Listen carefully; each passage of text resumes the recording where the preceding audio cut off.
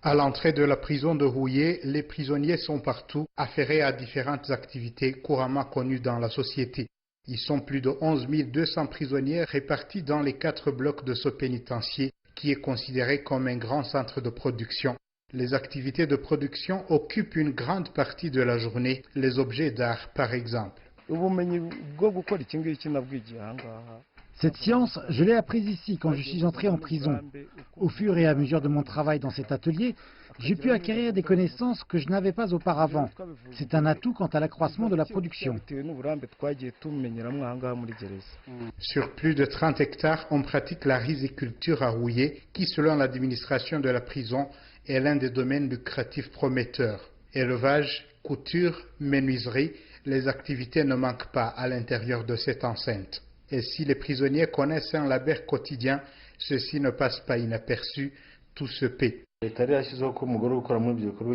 Auparavant, la loi prévoyait un intérêt de 10% sur le rendement productif du prisonnier engagé dans des activités lucratives.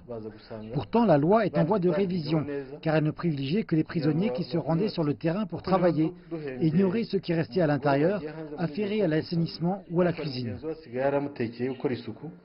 La construction est un autre domaine dont l'administration pénitentiaire se réjouit.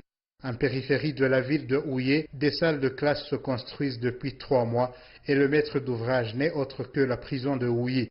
La communauté aux alentours apprécie l'œuvre des prisonniers. Ce sont des ingénieurs qualifiés en construction. Ils sont capables de construire des immeubles rentables. On peut dire qu'ils sont également fiables quant à la gestion du matériau de construction. La prison de Houillé fabrique également le savon et ses dérivés. Et c'est bien d'ici que s'effectue la distribution de ce produit d'assainissement aux 12 autres pénitenciers du pays, signe que le service correctionnel du Rwanda doit beaucoup à cette prison.